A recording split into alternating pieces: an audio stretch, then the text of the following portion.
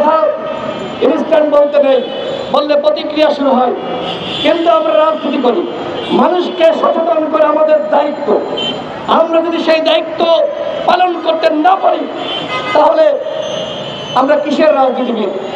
যে ঘটনাগুলো ঘটেছে, আমি সরকারকে বলবো, যদি কোনো বাড়ি পরিত্যক্ত ঘোষণা করতে হয় সেইটা সরকার করবে। এই মুহূর্তে যদি সরকার দায়িত্ব রয়েছে, যদি কোনো বাড়ি ভেঙে ফেলা লাগে তাহলে সেটি সরকার তদন্ত কমিটি গঠন করবে যে এই বাড়ি পরিত্যক্ত হয়ে গেছে, যে কোনো সময় এই বাড়ির ছাদ ভেঙে পড়তে পারে, এই বাড়ি ভেঙে নতুন বাড়ি নির্মাণ করতে হবে। আর সেখানে যদি মসজিদ দেখেন, আরেকটি বিষয় দেখেন যে বলা হচ্ছে সেখানে মসজিদ নির্মাণ করো, কেন বলা হচ্ছে না মন্দির নির্মাণ করো? প্রত্যেকটা ঘটনার পিছনে কি রয়েছে, কি ষড়যন্ত্র রয়েছে, এগুলো আপনারা বাংলাদেশের মানুষ বেশি আবেগে রয়েছেন না, একটু খতিয়ে দেখেন।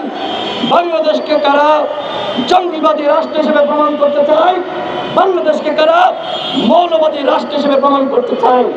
এই যে এখানে মনে করেন মারামারি শুরু হয়ে গেল, স্লোগান শুরু হলো নারায়ে তাকবীর আল্লাহু আকবার। কি বার্তা যাবে? মৌলবাদী উত্থান হয়েছে, এই যে মৌলবাদীরা বিশৃঙ্খল মারামারি করছে। বন্ধুগণ, আমি আর কথা বাড়াচ্ছি না, আমি ডক্টর ইউনূসকে বলবো, যদি সক্ষমতা থাকে আওয়ামী লীগকে গ্রেপ্তার করেন, শেখ পরিবারকে গ্রেপ্তার করেন। যদি সক্ষমতা থাকে শেখ হাসিনাকে, ওবায়দুল কাদেরকে ভারত থেকে ফিরিয়ে এনে বিচার করেন। যদি সক্ষমতা থাকে গণহত্যার বিচার করেন। আমরা বারবার দাবি জানাচ্ছি। গতকাল আমরা ৬৪ জেলায়, আপনারা দেখেছেন, আমরা গণহত্যার বিচারের দাবিতে এবং আওয়ামী লীগ যে গণহত্যা চালিয়েছে, দল হিসেবে আওয়ামী লীগের সাংগঠনিক কার্যক্রম স্থগিত করা, নিবন্ধন স্থগিত করা, এই দাবিতে আমরা গতকাল ৬৪ জেলায় ডিসির মাধ্যমে মাননীয় প্রধান উপদেষ্টা বরাবর আমরা স্মারকলিপি দিয়েছি। এবং এর আগে যখন আমরা প্রধান উপদেষ্টার সাথে দেখা হয়েছে বা যে কোনো আমাদের সরকারের কর্মকর্তার সাথে দেখা হয়েছে, আমরা সবসময় বলেছি গণহত্যার বিচার করতে হবে।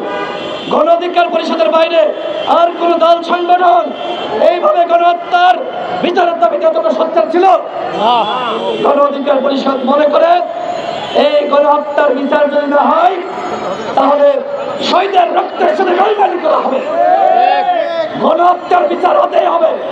এবং এই সরকারকে বলবো, কাজ করুন। ওই যে এই উপদেষ্টা পরিষদে আপনারা মুজিববাদী উপদেষ্টা নিয়োগ দিয়েছেন, দেন নাই? দিয়েছে না? এই উপদেষ্টা পরিষদকে যদি সংস্কার না করেন তাহলে বুলডোজার দিয়ে যতই আপনারা বাড়িঘর, আওয়ামী লীগের বাড়িঘর উড়িয়ে দেন না কেন, এর মাধ্যমে আওয়ামী লীগের কিছুই শিখতে পারবেন না। আপনাদের উপদেষ্টা পরিষদের একজন উপদেষ্টা ফারুকি কি বলেছিল? ৭ আগস্ট ফেসবুকে লিখেছিল যে ওই ধানমন্ডির ৩২ নম্বর বাড়ি এই সরকারের প্রথম দায়িত্ব সংস্কার করা। এরপরে কি করলো? এরপরে দেখেন যে সেই ব্যক্তিকেই পুরস্কার স্বরূপ উপদেষ্টা বানালো। এইটা কি বিপ্লব? আপনারা বলেন এটা কি বিপ্লব? এইটা কোনো বিপ্লব না।